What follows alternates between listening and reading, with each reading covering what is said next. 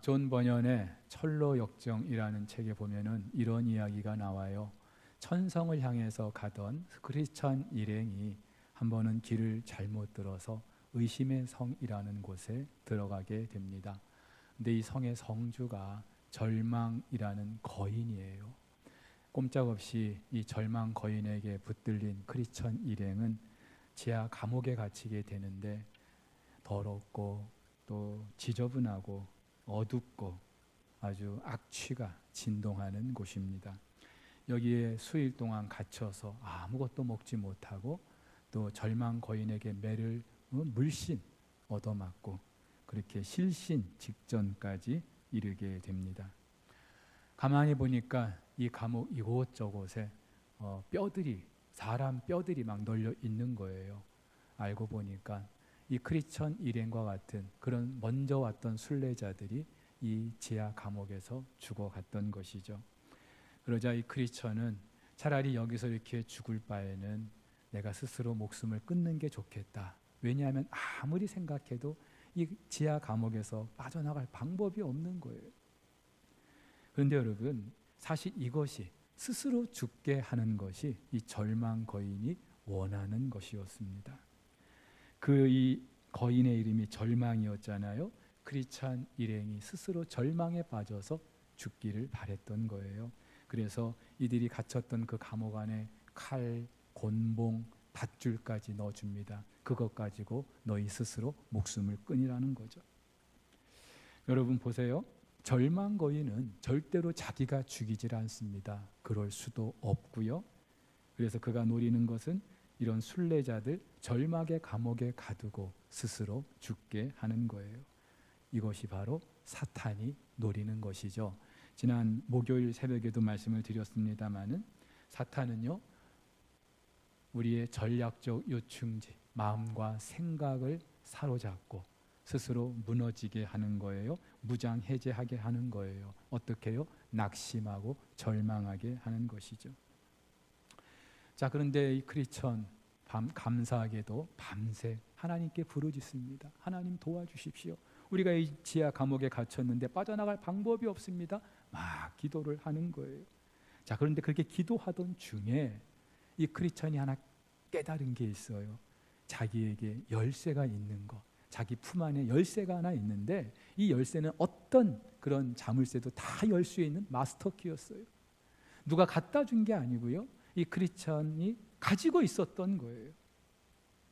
그래서 결국 이 열쇠를 이용해서 그 지하 감옥을 탈출하게 됩니다. 여러분, 무엇을 말해요? 기도는요, 모든 어려운 상황들을 해결해 줄 수 있는 마스터 키가 되는 줄 믿습니다. 근데 하나님께서는 이 마스터 키, 이 열쇠를 이 크리스천 그 일행에게만 주신 게 아니라 저와 여러분 모두에게 주신 줄 믿습니다. 그래서 바울은 이렇게 말하죠. 아무것도 염려하지 말고 다만 모든 일에 기도와 간구로 너희 구할 것을 감사함으로 하나님께 아뢰라. 그리하면 모든 지각에 뛰어난 하나님의 평강이 그리스도 예수 안에서 너희 마음과 생각을 지키실 것이다. 그 어떤 상황 속에서도 우리가 사탄에게 우리의 마음과 생각을 내주지 않을 수 있는 비결, 바로 기도인 줄로 믿습니다. 근데 여러분, 우리에게 이 열쇠가 있다는 것 또 누가 알까요? 누가 알까요? 사탄도 알고 있어요. 사탄도 크리스찬들에게 그 열쇠가 있다는 거 다 알고 있어요. 그래서 사탄은요, 어떻게 해서든지 크리스찬들이 그 열쇠를 사용하지 못하게 합니다. 아니, 자기들에게 그 열쇠가 있다는 것조차 모르게 합니다. 기도하지 못하게 하는 거예요. 그래서 사탄은요, 무슨 수를 써서라도 그리스도인들이 기도하지 못하게 합니다. 바쁘게 합니다. 피곤하게 합니다. 이런저런 일들이 막 빵빵 터지면서 기도할 시간조차 갖지 못하게 하는 거예요. 그래서 대부분의 그리스도인들이 기도하지 않아요. 그런 면에서 세일의 특별 기도회를 허락하시고 새벽마다 기도의 자리, 비록 한 주간 비대면으로 드리긴 했습니다마는 내일부터는 다시 예배당에 모여서 우리가 기도합니다. 이렇게 새벽을 깨워서 기도하게 하신 것이 얼마나 감사한 일이고, 또 그렇게 기도의 자리를 찾는 여러분들이 참 귀한 분들인 줄 믿습니다. 여러분, 그렇다면 사탄이요, 왜 우리 그리스도인들이 기도하지 못하게 할까요? 기도하지 않으면 그 어떤 일도 일어나지 않기 때문에 그래요. 나름대로 봉사도 하게 합니다. 또 양육도 받게 합니다. 교회 안에 이런저런 일들을 막 하게 합니다. 그런데 기도는 못하게 하는 거예요. 왜요? 기도하지 않으면 아무 일도 일어나지 않기 때문에. 기도하지 않으면 하나님이 일하실 수 없다는 것 사탄도 잘 알고 있기 때문에. 그래서 이사야서를 보면 이렇게 말하고 있습니다. 예루살렘이여, 내가 너희 성벽 위에 파수꾼을 세우고 그들로 하여금 주야로 계속 잠잠하지 않게 하였느니라. 너희 여호와로 기억하시게 하는 자들아, 너희는 쉬지 말며 또 여호와께서 예루살렘을 세워 세상에서 찬송을 받게 하시기까지 그로 쉬지 못하시게 하라. 하나님이 쉬지 않게 하실 수 있는 방법, 그게 뭐예요? 기도인 거예요. 그리스도인들의 기도. 이 말은 저와 여러분들이 기도할 때 비로소 하나님이 일하신다는 겁니다. 역으로 하나님이 뭔가를 일하고자 하실 때 반드시 저와 여러분들이 기도하게 하시는 줄 믿으시기를 바랍니다. 제가 늘 말씀드려요. 평상시에도 기도하는 분들 정말 귀한 분들이에요. 근데 하나님께서 뭔가 일을 하고자 하실 때 이런 특별한 그런 기도의 시간을 주시고 마음을 모아서 기도하게 하시는 줄 믿으시기를 바랍니다. 그렇죠, 여러분. 우리가 기도해야 하는 이유 참 많아요. 가장 대표적으로 구하라 주실 것이요, 찾으라 찾을 것이요, 두드리라 열릴 것이라고. 그렇죠. 뭔가를 우리에게 주고 싶으신 거예요, 하나님이. 그러면 주고 싶으면 주시면 되지 꼭 기도할 필요가 있을까요? 예, 기도의 그 자리에서 우리랑 더 친밀해지고 싶으신 거예요. 우리와 더 깊은 교제를 나누고 싶으신 거예요. 근데 여러분, 이것보다 더 중요한 기도해야 되는 이유가 있어요. 하나님은 저와 여러분들의 기도를 통하여 일하시는 분인 줄 믿습니다. 예레미야는요, 남쪽 유다 거의 마지막 때 그 요시야 왕 때 선지자로 부름을 받습니다. 그리고 바벨론에 패한 직후까지 활동을 합니다. 그 시대 다른 선지자들처럼 남쪽 유다를 향한 하나님의 심판과 진노의 메시지를 선포합니다. 특별히 이 예레미야는요, 너희 유다 백성들아, 너희 이제 바벨론의 포로로 끌려가게 될 거야. 당신 시드기야 왕이요, 당신은 두 눈이 뽑히고 결박돼서 바벨론으로 끌려가게 될 것입니다. 그런 예언을 합니다. 누가 좋아하겠어요? 누가 좋아하겠어요? 심지어 예레미야는요, 그 시드기야 왕에게 당신 이 바벨론에게 항복해야 됩니다. 그렇지 않으면 살 길이 없습니다. 여러분, 만약에 저와 여러분들이 일제 강점기 때 한번 살았다고 생각해 보세요. 근데 저나 여러분 중에 누가 우리 일본에 항복해야 됩니다, 그래야 우리가 삽니다, 이렇게 말한다면요, 다 돌멩이 맞을 거예요. 매국노라고 막 그렇게 지탄받을 거예요. 그래서 이 예레미야, 그 하나님의 말씀을 그대로 전파한 것 때문에 옥에 갇히기도 합니다. 근데 여러분, 하나님은요, 심판과 진노의 메시지만 선포하시는 게 아니라 그 유다 백성들의 회복과 구원도 선포하게 하셔요. 그 중에 대표적인 것이 바로 예레미야 30장, 31장, 32장, 33장 이 넉 장의 성경입니다. 그래서 이 넉 장의 성경, 소위 위로의 책이다, 소망의 책이다, 그렇게 알려지고 있어요. 특별히 오늘 본문 33장 3절, 저와 여러분들에게 너무나 큰 위로와 소망을 주시는 말씀이죠. 너는 내게 부르짖으라, 내가 내게 응답하겠고 네가 알지 못하는 크고 은밀한 일을 너에게 보일 것이다. 할렐루야. 그렇죠? 하나님은요, 우리가 부르짖을 때 응답하신대요. 근데 그 응답의 사이즈가 우리의 생각과 기대를 초월해요. 네가 알지 못하는 크고 은밀한 것을 너에게 보일 것이다.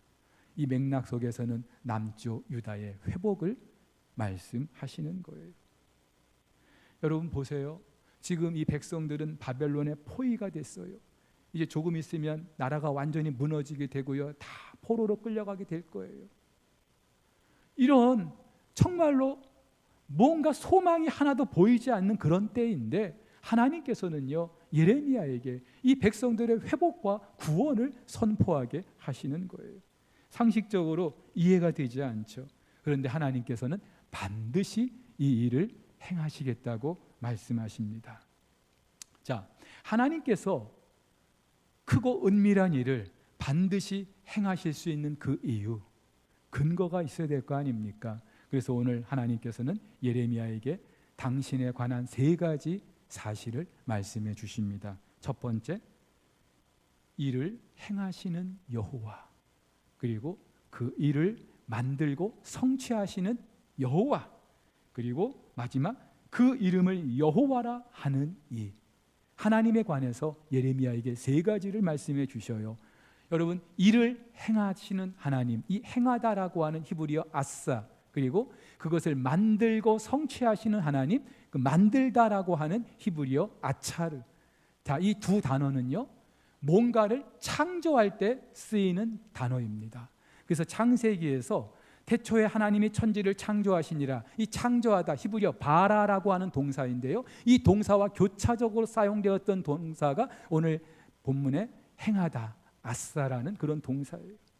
다시 말해서 하나님이 창조의 버금가는 그 어떤 일을 지금 행하시겠다는 거예요. 근데 그것을 성취하시다, 이 성취하다라고 하는 동사는요, 확고하다, 반드시 그렇게 할 것이다 라고 하는 그런 의미가 있어요. 무언가를 하고자 하는 그 당사자의 의지가 아주 확실하고 변함이 없다는 거예요. 자, 보세요. 그렇다면은 하나님은 지금 예레미야에게 네가 알지 못하는 크고 은밀한 일, 다시 말해서 창조에 버금가는 그 엄청난 일을 이루실 것인데 반드시 이루실 것이라고 말씀하시는 거예요. 자, 근데 더 중요한 게 있습니다. 마지막, 그의 이름을 여호와라 하는 이가. 여호와. 사실 오늘 처음 말씀하시는 게 아니죠. 일찍이 하나님께서 미디안 광야에서 양치고 있던 모세를 찾아가십니다. 그러면서 나이가 80이 된 그 모세에게 너 가서 애굽에 있는 내 백성을 데리고 와라, 그렇게 말씀하시죠. 그렇게 젊었을 때는 내가 그렇게 하겠다고 해도 시켜주지 않으시더니 이제 다 늙어가지고 미디안 광야에서 양이나 치고 있는 아무것도 할 수 없는 그 모세를 찾아오셔서 너 내 백성을 데리고 오라 말씀하시는 거예요. 당연히 모세가 거절하죠. 싫습니다. 못합니다. 딴 사람 시키십시오. 몇 번에 걸쳐서 싫다고 합니다. 하지만 결국은 하나님의 부름을 받고 애굽으로 내려가죠. 자, 근데 그 전에 이 모세가 하나님께 여쭸던 것이 있어요. 좋습니다. 제가 가겠습니다. 근데 제가 가서 그 애굽에 있는 우리 백성들에게 하나님께서 나를 보내서 왔다고 하는데 그 하나님의 이름이 뭐냐고 물어보면 제가 뭐라고 대답할까요? 여러분, 당시 애굽은 다신 국가였습니다. 그래서 10가지 재앙도 그냥 하나님이 임의로 행하신 게 아니라 그 10가지 재앙 모두가 다 애굽 사람들이 섬겼던 신들이에요. 그래서 10가지 재앙을 통하여서 그 백성들에게 재앙을 내리셨다는 것은 하나님이 그 신들을 완전히 심판하셨다는 그런 의미가 있는 거예요. 그런데 이런 다신 국가였는데 누군가 신의 위임을 받았다 그렇게 말하면은 그 신이 누구냐, 그 이름이 뭐냐 물어보는 습성이 있었다고 합니다. 그러니까 모세가 그 백성들에게 가서 하나님이 나를 보내서 왔다 그렇게 말할 때 그 하나님의 이름이 뭐냐 물어볼 텐데 제가 뭐라고 대답할까요? 그러자 하나님께서 모세에게 명함 한 장을 딱 주시죠. 그 명함에 뭐라고 쓰여 있습니까? 나는 스스로 있는 자다. I am who I am. 네. 여러분, 이 이름 모세도 모르고 이스라엘 백성들도 모르는 그 이름이면은요 아무 소용없어요. 이스라엘 백성들이 듣고 그 하나님이 당신을 보내셨군요. 그렇게 알만한 이름이어야 돼요. 여러분, 지금 이스라엘 백성들 애굽에 종살이하고 있어요. 언제 그 자유의 몸이 될지도 알 수 없어요. 근데 이 모세가 가서 여호와라고 하는 하나님이 나를 보내서 왔소 그렇게 말할 때 그렇군요. 하나님이 우리를 버리지 아니하셨군요. 하나님이 우리를 정말 구원해 주시겠군요. 그렇게 박수를 칠 만한 그 이름 여호와, 나는 스스로 있는 자. 여러분, 스스로 있는 자, 자존자라는 말이죠. 이 세상에 존재하는 모든 것들은 그것을 존재하게 하는 뭔가 근거가 있어요. 원인자가 있어요. 누군가 만들었기 때문에 존재하는 거예요. 저절로 생긴 건 아무것도 없어요. 하늘의 태양과 달과 별도 하나님이 만드셨기 때문에 지금 존재하는 거예요. 그런데 하나님은요, 그 무엇에 의해서 만들어진 존재가 아니라 당신 스스로 존재하시는, 자존하시는, 한마디로 하나님이 창조주 되시고 전능자 되신다는 사실을 그 이름이 말하고 있는 거예요. 중요한 것은 이것을 이스라엘 백성들이 안다 이 말이죠. 무엇보다도 하나님은요, 그 이스라엘의 족장들에게, 아브라함과 이삭과 야곱에게 여호와라는 그 이름으로 나타나십니다. 말씀하십니다. 그러면서 출애굽기 3장에 이렇게 모세에게 말씀하셔요. 너희 조상의 하나님 여호와 곧 아브라함의 하나님, 이삭의 하나님, 야곱의 하나님이 나를 너희에게 보내서 오게 했다. 그렇게 말하라는 거죠. 여러분, 하나님께서는요, 그 이스라엘의 족장들 한 사람 한 사람에게 각각 약속을 주셔요. 동일한 약속을 주셔요. 내 후손이 하늘의 별처럼 바다에 모래처럼 많게 할 것이다. 땅에 대한 그 후손에 대한 약속을 하시고요, 땅에 대한 약속을 하시고요. 그 약속을 아브라함에게도 이삭에게도 야곱에게도 하셨어요. 그렇기 때문에 그 여호와라고 하는 그 이름은 약속하신 하나님, 그 약속을 반드시 지키시는 하나님이라는 그런 의미가 있는 거예요. 자, 근데 바로 그 하나님이 지금 바벨론의 포로로 끌려가게 된 이 백성들, 그들에게 하나님의 말씀을 선포하게 하시는 그 예레미야에게 말씀하시는 거예요. 나는 여호와다. 나는 여호와다. 무슨 말이에요? 당신의 백성들을 애굽에서 나오게 하셨던 그 하나님께서 그 출애굽에 버금가는 놀라운 일을 행하실 거라는 말이에요. 여러분, 우리가 일제 지배를 받고 있을 때 나라도 빼앗겼어요. 이름도 빼앗겼어요. 그 무엇도 회복을 꿈꿀 수 없는 때였어요. 그런데도요, 우리 옛 선조들 가운데는요, 그래도 이 나라 우리 민족 다시 독립할 수 있다. 그 독립에 대한, 회복에 대한 꿈과 비전을 가지고 정말 열심히 살았어요. 근데 여러분, 그들에게 어떻게 그런 신념이 생겼을까요? 어떻게 보면 그냥 막연한 신념인 거예요. 그런데도 그들은 그 신념 하나로 끝까지 나라의 독립을 위해서 살았습니다. 근데 지금 모세에게 예레미야에게 말씀하시는 이 하나님, 당신이 창조주예요.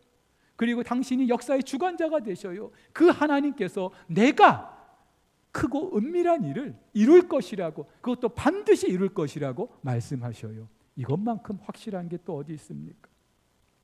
자, 근데 보세요. 그 일을 이루시고자 하는데 반드시 필요한 게 있어요. 부르짖는 거예요. 기도하는 겁니다. 하나님께서는 예레미야의 그 기도를 통하여 이 엄청난 일을 이루겠다고 하시는 겁니다. 근데 예레미야만 그렇게 말하는 게 아니라 에스겔서도 마찬가지죠. 이렇게 말합니다. 주 여호와께서 이같이 말씀하셨느니라. 그래도 무슨 말이에요? 나 너희 백성을 향한 회복과 구원에 대한 계획을 가지고 있다. 반드시 그렇게 할 거야. 그래도 이스라엘 족속이 이같이 자기들에게 이루어 주기를 내게 구하여야 할지라. 하나님이 그런 계획을 갖고 계셔도 나는 너희들의 기도를 통하여 그 일을 이룰 것이다 말씀을 하시는 거예요. 사랑하는 우리 성도 여러분, 이 말은요, 하나님이 우리의 기도에 의존하신다는 말이 아니에요. 우리가 기도하지 않으면 하나님이 일하실 수 없다는 것도 아니에요. 단지 하나님은 일하시는데 우리의 기도를 통하여 일하고 싶으신 거예요. 그래서 여러분, 저는 이렇게 생각합니다. 지금 무언가를 기도하고 있다면 내일 그 무언가를 기대할 수 있어요. 그렇죠? 기도하기 때문에. 그런데 기도하지 않고 있다면, 그러면서 뭔가 내 앞날을 위해서 이것도 저것도 막 바쁘게 준비하고 있어도 기도하지 않으면 내일 나는 기대할 것이 아무것도 없는 거예요. 기도가 그렇습니다. 그래서 하나님께서는요, 무언가 우리 가운데 당신의 일을 이루려고 하실 때, 계획하셨을 때 반드시 기도하는 사람들을 세우십니다. 여러분, 하나님이 기도하게 하시는 이유가 이렇다면 우리가 알아서 기도하면 얼마나 좋습니까? 물론 우리 가운데는 평상시에도 정말 기도 많이 하는 분들 계셔요. 근데 대개는요, 뭔가 좀 인생이 힘들고 어려울 때, 삶에 뭔가 걸림돌이 있을 때 그제서야 기도하기 시작합니다. 근데 여러분, 그 또한 하나님께서 우리가 기도하게 하시려는 하나님의 배려인 줄 믿습니다. 그렇게라도 기도하게 하시려고.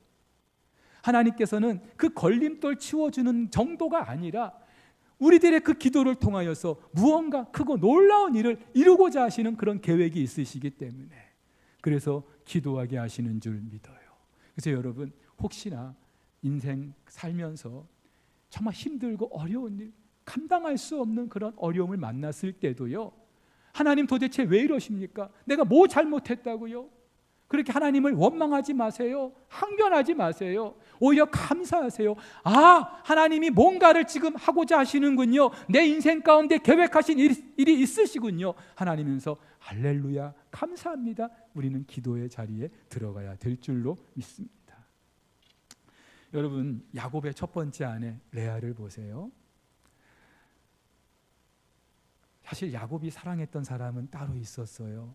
근데 외삼촌 라반이 속임수로 레아를 먼저 그 신방에 넣어 주었습니다. 나중에 라헬을 다시 아내로 맞이하고 나서 이 야곱은요, 레아는 거들떠 보지도 않아요. 라헬만 사랑해요. 왜냐하면 레아의 외모가 좀 딸렸기 때문에.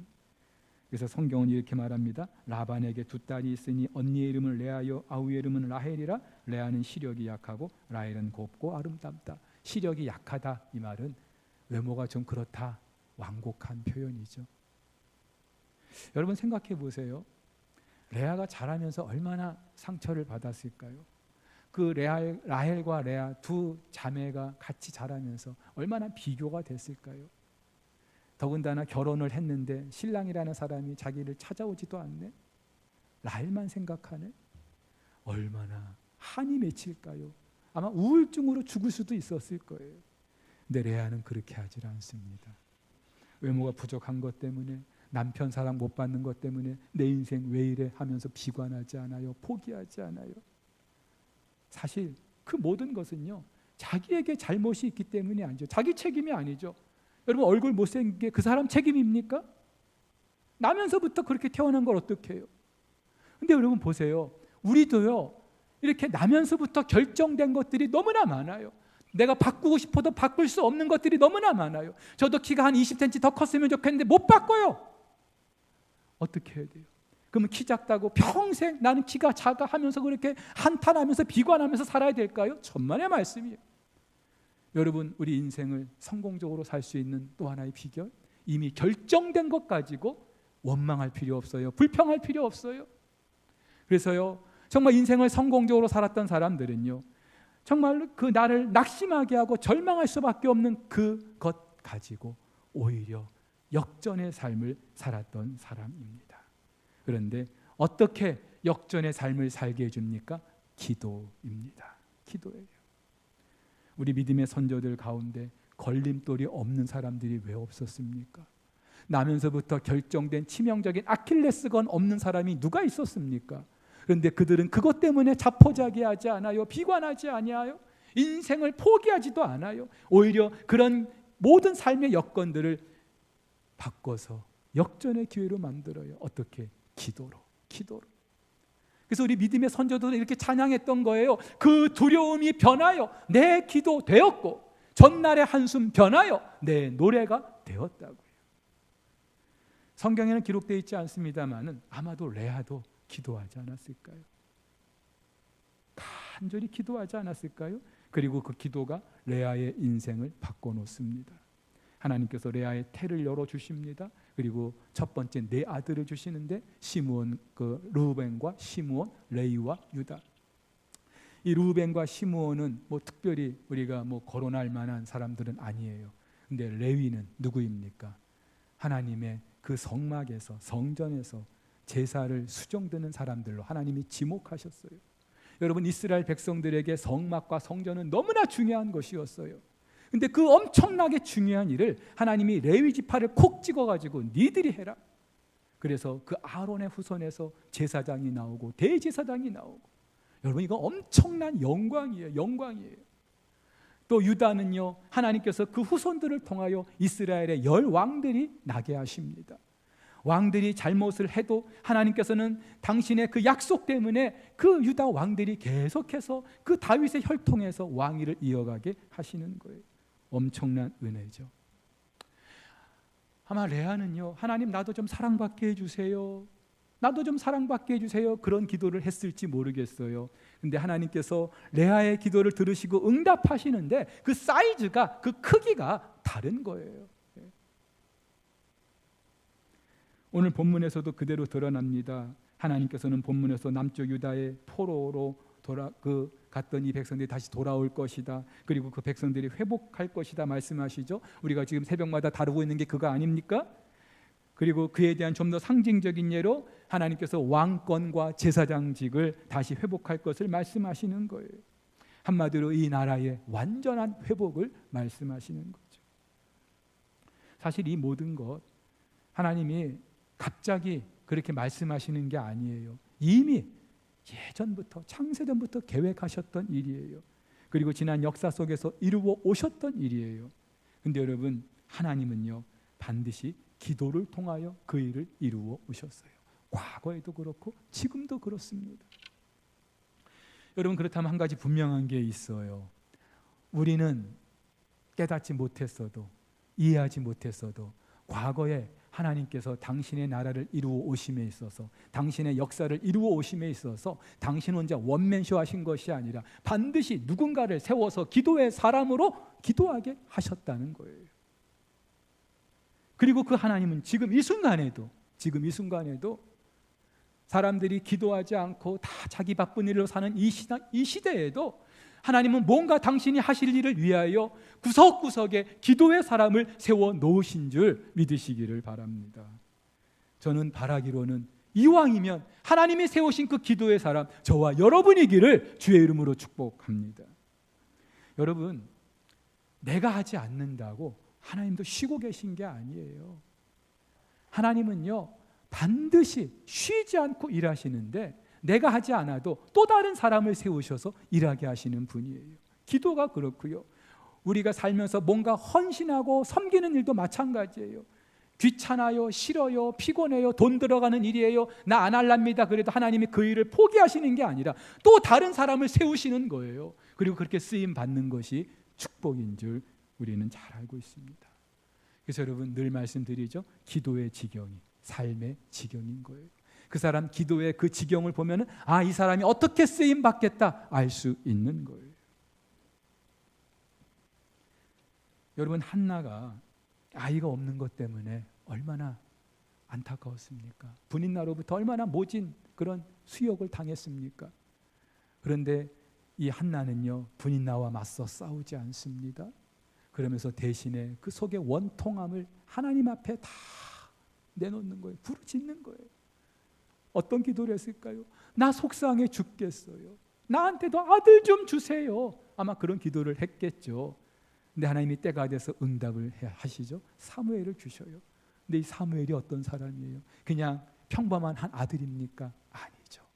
이스라엘 한 시대를 영적으로 이끌어가는 탁월한 리더였어요. 보세요, 하나님의 기도는요 사이즈가 달라요. 그 응답이 크기가 다른 거예요. 누가복음 1장의 제사장 사가랴, 그의 아내 엘리사벳도 마찬가지죠. 아이가 없었어요. 얼마나 그 아이 갖기를 소원했을까요? 근데 시간은 점점 흐르고 더 이상 아이를 갖지 못할 나이가 됐을 수도 있어요. 그런데요, 성경을 보면은 이 부부가, 사가랴와 엘리사벳 이 부부가 기도를 쉬지 않아요. 성전에서 수종되는 사가랴에게 하나님의 천사가 나타나서 이렇게 말씀하시죠. 사가랴여, 무서워하지 말라. 너의 간구함이 들린지라. 이 들린지라 영어 성경은 has been heard, 현재 완료형으로 되어 있어요. 다시 말해서 그 기도가 지금까지 계속되고 있다는 거예요. 무슨 기도를 했을까요? 나이 많지만 나한테도 아들을 하나 주십시오. 그런 기도 했을 수도 있겠죠. 그런데 그 기도가 아니었다 할지라도 어떤 제목인지 아마도 저는 이런 기도를 하지 않았을까? 하나님, 지금 이 백성이 이렇게 너무나 영적으로 어둡잖아요. 소망이 없잖아요. 근데 하나님 약속하신 그 하나님의 어린 양 메시아는 언제 보내주실 건데요? 하나님 우리를 제발 구원해 주세요. 그런 기도를 해오지 않았을까요? 그 기도를 쉬지 않았던 거예요. 그리고 하나님께서 때가 되니까 그 기도를 들어주시는데 역시 그 기도 응답의 사이즈가 달라요. 세례 요한, 메시아가 오실 길을 예비하는, 비록 목이 잘려 죽는 그런 안타까움이 있었지만 그러나 한 시대 예수 그리스도의 오실 길을 예비했던 탁월한 사람이 세례 요한이었어요. 그래서 예수님께서도 여자가 낳은 자 중에 이 세례 요한보다 큰 자가 없다고 말씀하시지 않습니까? 사랑하는 우리 성도 여러분, 기도는요 하나님이 저와 여러분들에게 주신 특권이에요. 짐이 아니고요, 의무가 아니고요, 특권이에요. 특권. 근데 이 사실을 잘 모르는 사람들이 너무나 많죠. 너무나 많아요. 그래서 하나님께서는요 그들이 억지로라도 기도하게 하시려고 인생의 걸림돌을 하나씩 두시는 거예요. 그것 때문이라도 기도하게 하시려고. 그리고 하나님께서는 그 걸림돌을 치워 주실 수도 있지만 사실은 그 걸림돌 때문에 기도를 시작했는데 시간이 지나면서 내 기도의 방향이 바뀝니다. 기도의 제목이 바뀝니다. 하나님께서 뭔가 이루어 가실 일을 기도하게 하시는 거예요. 그리고 하나님이 나를 사용해 주시는 겁니다. 여러분, 지금 내 당대에 그것을 누리지 못해도 괜찮아요. 하나님은 반드시 우리 기도에 응답해 주시기 때문에 내 후손의 때에 하나님께서 그 일을 하게 하시기 때문에. 여러분, 그렇다면은요, 여러분 우리 부모된 사람들, 자식 걱정하지 않는 분들이 누가 있어요? 자식들 사랑하지 않는 분들이 누가 있어요? 근데 정말로 자식들을 사랑한다면, 자식들이 나보다 더 탁월하기를 바란다면은 우리가 반드시 해야 될 일이 있어요. 기도인 줄로 믿습니다. 중요한 것은요 지금 기도하는 거예요.